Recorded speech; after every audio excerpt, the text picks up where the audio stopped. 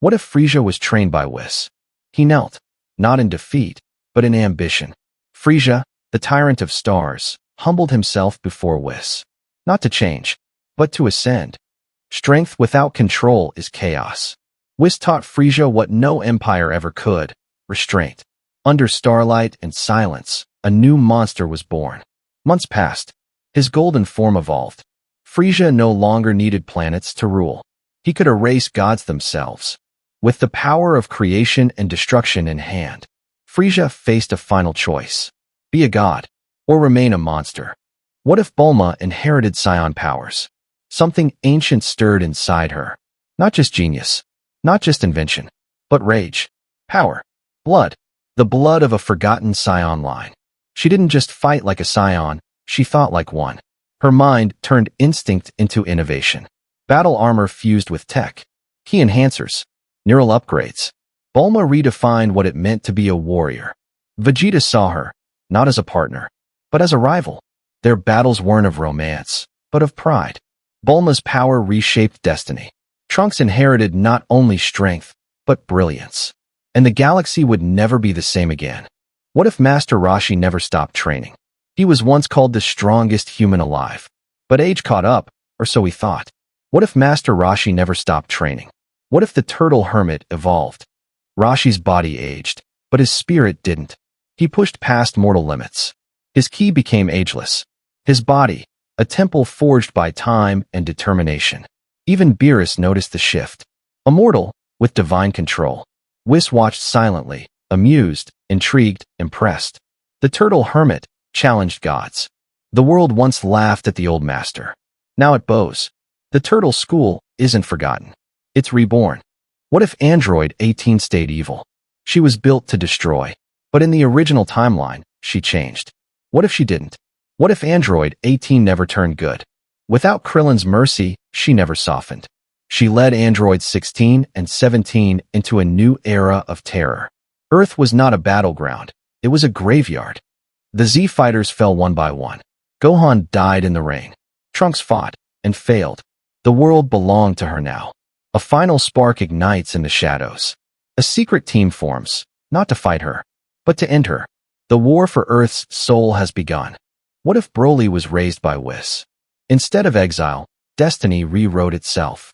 Whis, the angel, found Broly as a baby, not on Vampa, but drifting through space, and raised him not as a warrior, but as a student of the divine. Years passed. Under Whis' training, Broly's rage became calm, his strength controlled.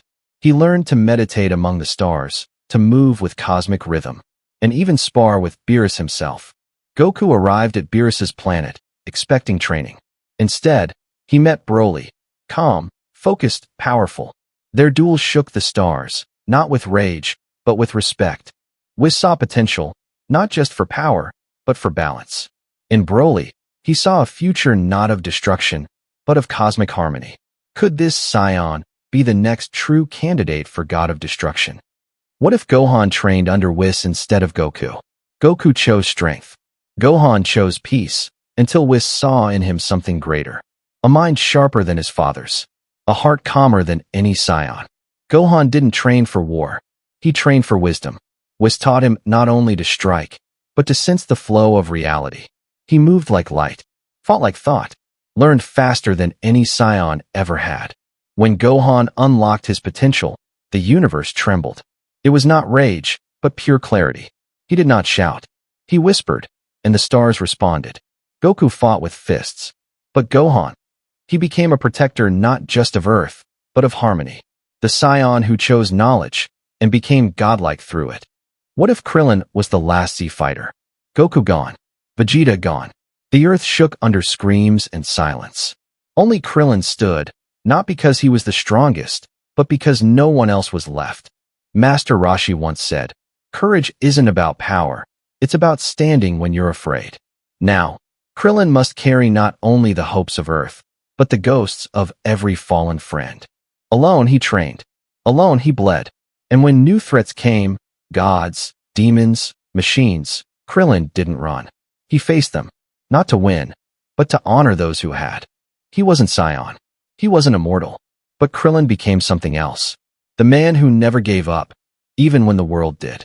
What if Chi-Chi became a Super Saiyan? When Gohan fell in battle, something ancient stirred in Chi-Chi. Not fear, not grief, but rage. The kind only a mother could hold. She had no tail, no Saiyan blood. But her will, it broke every rule. And when her aura exploded, even Goku looked on, in awe. She was always the protector of the home. But now, she was the defender of the earth. Chi-Chi didn't just fight. She led. Chi-Chi proved something no one expected. That strength isn't just born, it's earned. And sometimes, mothers become legends too. What if Android 18 turned against the Red Ribbon Army? She was built to destroy, a weapon forged by the Red Ribbon Army.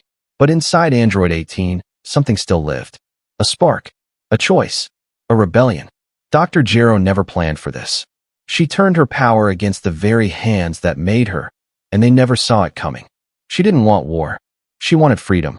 And when innocent lives were at risk, Android 18 became more than a machine. She became a shield. She wasn't built to feel, but she learned to care. And in this timeline, the future wasn't saved by Goku. It was saved by the girl they tried to control. What if Majin Buu absorbed Beerus? No one imagined it could happen. The god of destruction, undone by chaos itself. Majin Buu, ever unpredictable, absorbed Beerus, and the multiverse trembled.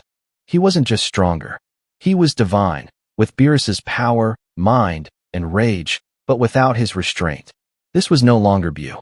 This was destruction unbound. The Kais fell first. Then the angels vanished. But the Saiyans refused to bow.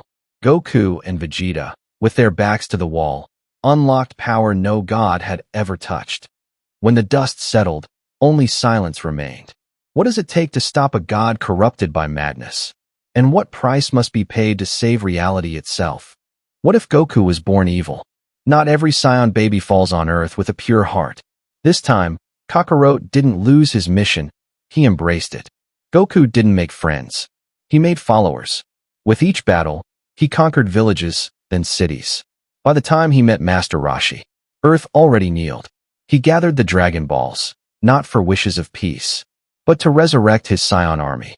A new invasion, with Goku as king. But even in darkness, hope survives. Gohan, Krillin, Piccolo, rise to challenge the tyrant. The battle for Earth becomes a battle for Goku's soul.